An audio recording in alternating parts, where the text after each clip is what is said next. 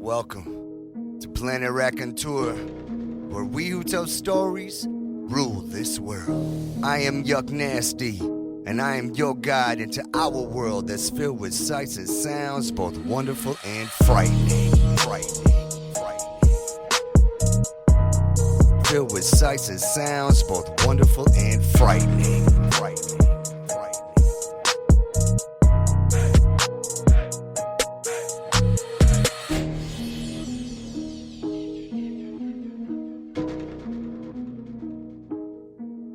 The God Switch.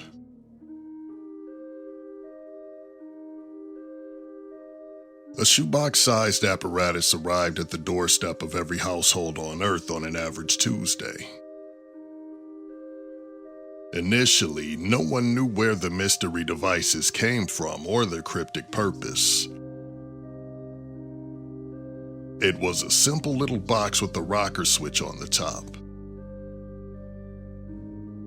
A rudimentary note was included which explained that instructions would follow. Fearing it was some sort of explosive device, many of the recipients were understandably scared. Once word got out that every known resident in the area received one, it became even more frightening. News reports eventually verified the exact same thing had happened in other places. It was a worldwide phenomenon. Who could arrange such a global thing? No one. The unspoken implications were huge. People examined their switch box from all sides and shook them gently or tapped the sides, but they didn't dare flip the switch itself. That would have been decisive and irreversible.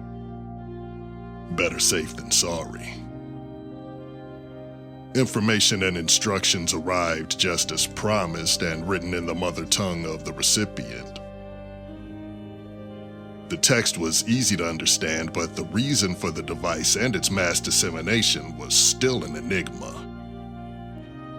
More specifically, who or what could do such a thing?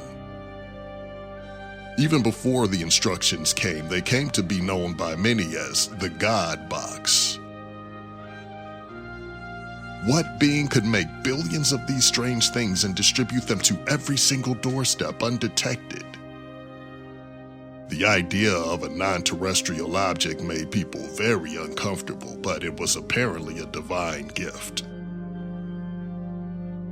One didn't neglect the impact of such a magnificent thing. They were revered, showcased and displayed in the people's homes like prized trophies, from lean-to to palatial mansion spread. The recipients kept their switch box on hand for when its purpose finally came clear. When the instructions did appear, it raised a lot more questions than it solved. The box you received is a gift of change from your creator. With it, you possess the life-changing power to alter the world dramatically with a simple, voluntary flip of a switch on the top. If activated, every single man, woman, and child on Earth will be granted true and absolute equality in the truest sense of the word. No person will be hungry or poor. No person will be famous or wealthy. Intelligence, beauty, and creativity will be the exact same for all of humanity. The switch works only one time. The change it brings is not reversible. The choice to achieve true equality among yourselves or leave things as they are is in your individual hands. People were dumbfounded. They were startled and frightened at the ominous implications. On the surface, it sounded like an amazing opportunity to elevate the world and unify it to true equality. But it would also lead to a number of drastic changes. Human beings were used to the idea of allowing fate or the Almighty to decide things for them. The non-believers had always taken matters in their own hands, but now faced with irrefutable evidence of a supernatural being, they too had their doubts about what to do. Underneath it all, there's a certain level of subconscious ambition that every person has inside. Even if they wanted to make life better for the disadvantaged and poor, they also desire to rise above their own caste or station in life to achieve greatness. That wasn't possible in a world where there are no famous or wealthy people. It challenged the expectations of ego, pride, and individuality. It was a much tougher decision than it seemed to many. Life was so much easier when someone or something else was driving. There was even a level of resentment for being given the awesome power to decide our own fates. In light of the ambiguities, no one rushed to flip the switch. Even the downtrodden and poorest of the poor hoped to better themselves, and that wasn't possible if everyone was going to be exactly the same. Equality is relative to what standard it's based upon. It wasn't even clear what the parameters of the decision was. Did it require a majority to decide with flipping the equality switch? Was a unanimous decision necessary or nothing for anyone? Did individual circumstances change for those who voted for true equality while those who abstained remained as they were? Which member of the family would decide for the rest of them? There was no place to clarify or ask follow-up questions. It wasn't even clear if there was a time limit on how long the people could wait to make their weighty decisions. That amount of genuine personal freedom was terrifying. Committees were formed. Political action groups tried to sway people for or against flipping the switch. Indecision led to frustration. No one wanted to go first. The edict had been clear enough about the decision not being reversible. Anger rose and tensions grew. Well-meaning, civic-minded people encouraged everyone to do the right thing for humanity. Meanwhile, the famous and wealthy captains of industry lobbied against the switch. Even those with a firm grip on their opinions were temporarily swayed by compelling arguments for or against. Would the milestone of there being no lows in life make up for the lack of highs? Eventually, the mere idea of deciding the future fate of the world became traumatic. In the end, every single person on Earth decided to leave things as they were. Every single one. Not one person flipped the God switch. Whether that was anchored in the universal desire to excel and succeed, or just a nagging fear of changing the status quo, was hard to say. Perhaps it was a little of both, but it was a wise decision. The God switch was an Armageddon trigger.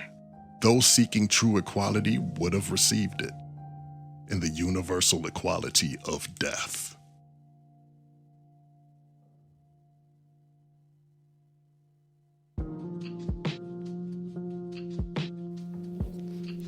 We hope you just enjoyed The God Switch, read by Bobby Anthem. Our next story is entitled King of the Hill by author JOACHIM HEIJNDERMANS and read by Papa Dave Sincere. Robots rule. This is King of the Hill by JOACHIM HEIJNDERMANS. I am the last, the final combatant. The Megabomb DDX incinerated most of Army 1 and Army 2 at Impact Point Bravo during the initial strike. The remaining forces dwindled not long after from artillery fire and direct combat. No sign of any survivors from either faction, human or techno or otherwise. Complete, mutually assured destruction of both parties. One final scan of the terrain as I traverse the burnt ruins and the field of bodies left in the wake of the battle. Colors have faded. The air is polluted with dust, metallic residue, and radium. The soil will be poisoned for many years to come. There is nothing of value to any organic, intelligent creature, and it is all mine. I, Army 1 Machine Combat Unit 055472, am the last. I have no previous record of an MCU ever coming out of a war as the sole victor. All victory points, accolades, and spoils go to me. The first MCU in this war, no, in the history of man, to be king of the hill. Glory to me, the MCU. A cough, weak and blocked by a mount of dirt. A hand protrudes out from underneath a heap of rubble and latches onto the dead soil, palm first, to push a crumbled mess of a human out with all the strength it can muster. The subject is male, mid-20s of age at initial assessment. He collapses before he can pull himself completely free from his entrapment. I grasp him by the scruff of his jacket and hoist him up out of the dirt. A howl of pain escapes him as a mixture of dirt and rock scrape against his open wounds. With panic gasps, he catches his breath, expelling out massive spurts of dirt from his lungs with heavy coughs. Weakened but alive, he lies there in the dust, still clinging on to life. I scan the fingerprints, confirming the identity of the survivor as I commence a basic medical. Please help. The soldier, Army 1 Human Combatant Zephyr H, groans at my feet. With his broken fingers turned black from the scorch of the blast, he grasps onto my feet. His eyes are singed to a crisp. So it was by sound alone that he knew I had been there, walking through the ruins. My medical scan concludes with a schematic of his status: broken femurs, shattered clavicles, phalanges in the hands turned to brittle shards. Broken. On the other hand, all his internal organs are functioning properly, with healthy amounts of activity in the brain and heart. Youth and proper maintenance of his physique have saved him from death. With swift and proper medical assistance, he will survive. Crippled for life, even with major prosthetic work required, should he wish to regain any mobility and quality of life. But a survivor, nonetheless. The last human on the battleground, and winner by default as the last surviving human combatant. I fire one 88mm round through his cranium. All brain activity ceases, as it is now scattered across the dirt. Flatline. The body slumps down. His grip on my leg goes limp. I am the last. All points to me. Glory to the MCU, the king of the hill.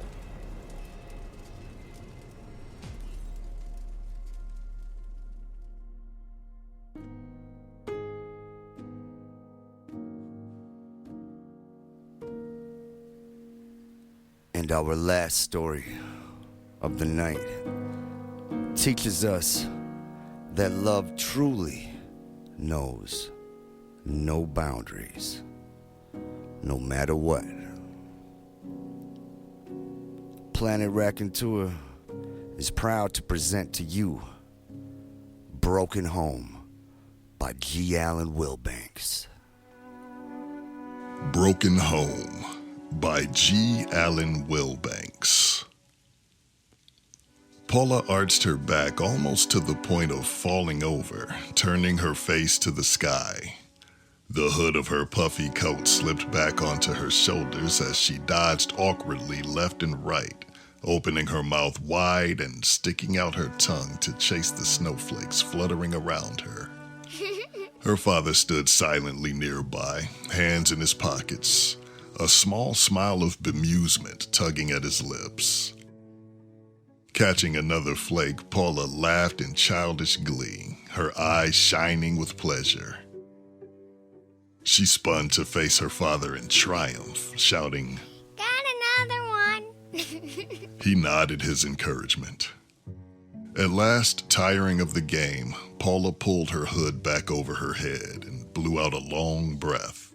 She watched it fog in the air in front of her and then swirl and dissipate in the wind. Her cheeks and nose were a cherry red from the cold air on her skin, and it gave her a cherubic appearance. "What makes it snow?" She asked her father, holding her mittened hands in front of her and staring at the white flakes sticking to the red fuzzy fabric. Snow is just rain, kiddo. Only it's too cold for the rain to stay water, so it freezes into snow. Snow and rain are the same thing?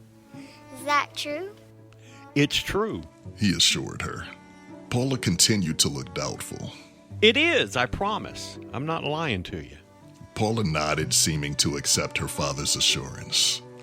But then her expression turned oddly serious. Okay, since you're not lying to me, can I ask another question? Of course. And you'll tell me the truth? If I answer your question, I will tell you the truth. Paula inhaled and blew out another frosty breath. Why did you leave me and Mommy? She watched her father's face closely as he considered the question.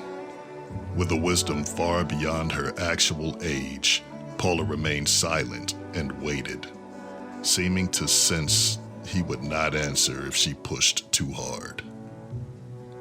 After a long moment, I didn't want to, but Mommy made me go. Paula nodded, as if the answer did not surprise her. Then why did you come back? I didn't want to leave you alone. And I didn't want you to think I had just abandoned you. Will you leave again? Eventually, I have to. I can't stay forever. When? She stepped closer to her father and reached out one hand, waving it back and forth. She watched the red mitten pass through her father's chest from one side of his body to the other. Her father smiled at her unrestrained curiosity and did not move away. After your mother pays for murdering me. The end. Well, there you go. Another trip to Planet Raconteur. On behalf of myself and our other two fine raconteurs, Papa Dave and Bobby Anthem, we would like to thank you for listening. All of the stories presented on Planet Raconteur are used by permission or are in the public domain. Check out the show notes for the details on the authors, their websites, and their other releases. Hey, much love, and thanks again for visiting the Planet Raconteur.